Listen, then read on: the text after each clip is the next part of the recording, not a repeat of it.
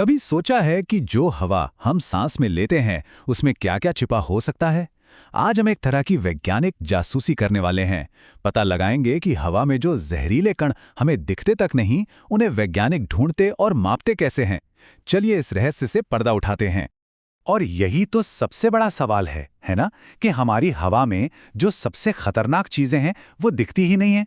तो फिर हम उन्हें पकड़ते कैसे हैं? देखिए, ये सिर्फ कोई किताबी सवाल नहीं है। इसका जवाब हमारी सेहत और हमारे पर्यावरण दोनों की सुरक्षा के लिए बहुत बहुत जरूरी है। तो चलिए जानते हैं कि वैज्ञानिक इन अदृश्य दुश्मनों का पता लगाते कैसे हैं। तो हमारी जांच का पहला कदम सबूत इकट्ठा करना।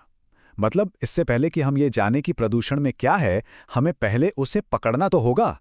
ये बिल्कुल किसी जासूस की तरह है जो पहले सबूत जमा करता है, और इसके लिए साइंटिस्ट कुछ खास टूल्स का इस्तेमाल करते हैं। तो काम के औजार क्या हैं? देखिए, दो मेन खिलाड़ी हैं मैदान में। पहला है हाई वॉल्यूम या हाई वॉल सैंपलर। इसे एक बड़े मछली पकड़ने वाले जाल की तरह समझिए। ये बहुत सारी हवा को एक साथ खींचता है और PM10 जैसे थोड़े बड़े कणों को पकड़ लेता है। और दूसरा है लो वॉल्यूम या लो वॉल सैंपलर। ये किसी शिकारी की तरह है, एकदम फोकस्ड। ये कम हवा खींचता है लेकिन PM2.5 जैसे सबसे छोटे और सबसे खतरनाक कणों को निशाना बनाता है। और यही PM2.5 सबसे ज्यादा चिंता की बात है, क्योंकि ये इतने छोटे होते हैं कि फेफड़ों से सीधे हमारे खून में मिल जाते हैं। अच्छा, तो हमने इन कणों को पकड़ तो लिया, पर अब ये पता कैसे चलेगा कि ये कितने हैं? यहीं पर काम आती है ग्रेविमेट्रिक मेथड। फैंसी नाम है, पर मतलब सीधा सा है, वजन करके पता लगाना।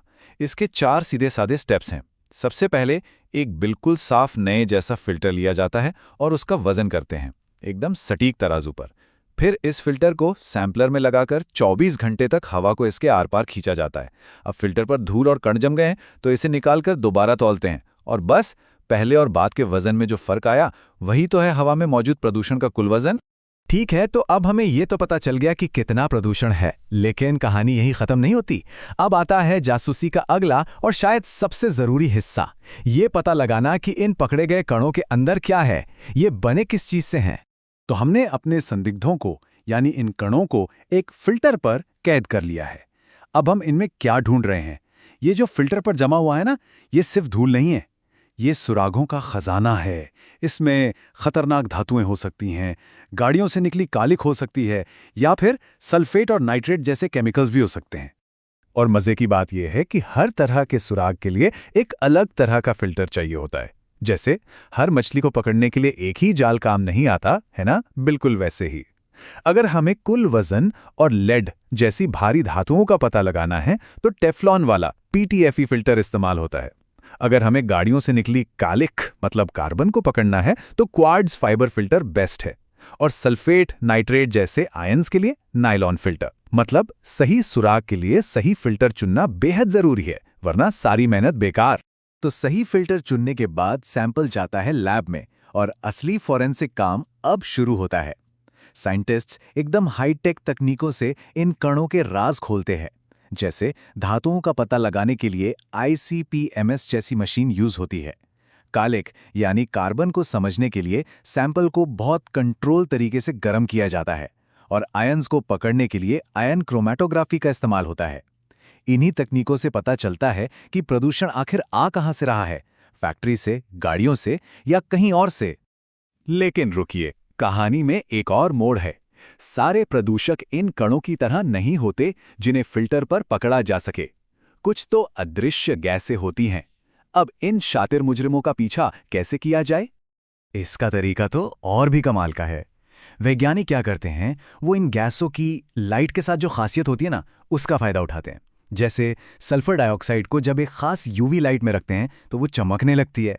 नाइट्रोजन ऑक्साइड जब ओजोन से टकराती है तो रोशनी पैदा करती है।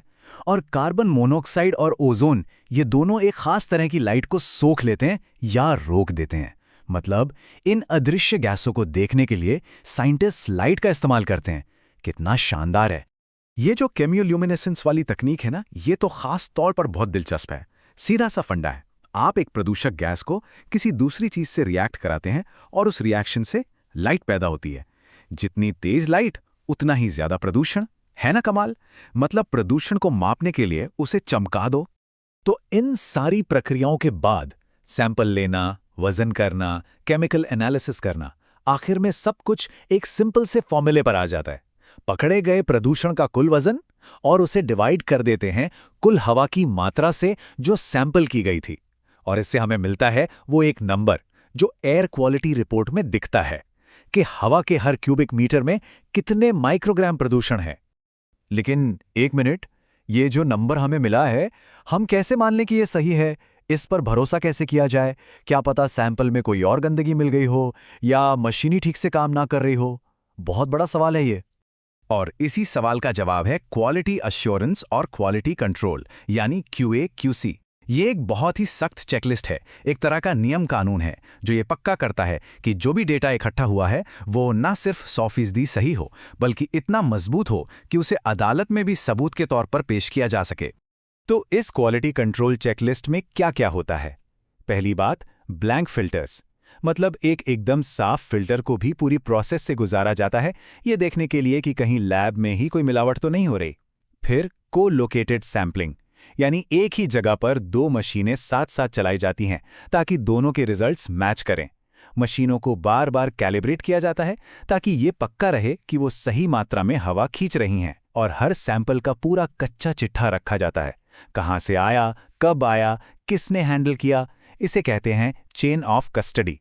तो बात यह है कि इन सख्त नियमों के बिना हवा की क्वालिटी का डेटा सिर्फ एक नंबर है जिसका कोई भरोसा नहीं, लेकिन इन सारे चेक्स के साथ वही नंबर एक मजबूत सबूत बन जाता है, एक ऐसा सबूत जिसके आधार पर बड़े बड़े फैसले लिए जाते हैं, नियम बनाए जाते हैं।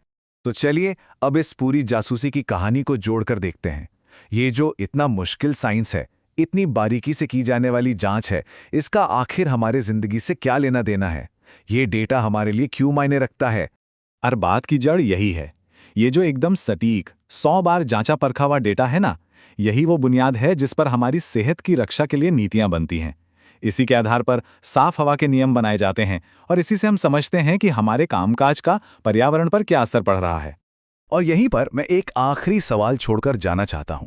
अगर हम हवा पर पड़ने वाले अपने असर को इतनी बारीकी से नाप सकते हैं, अगर हम अदृश्य को देख सकते हैं, तो इस जानकारी के साथ हमारी जिम्मेदारी क्या बनती है?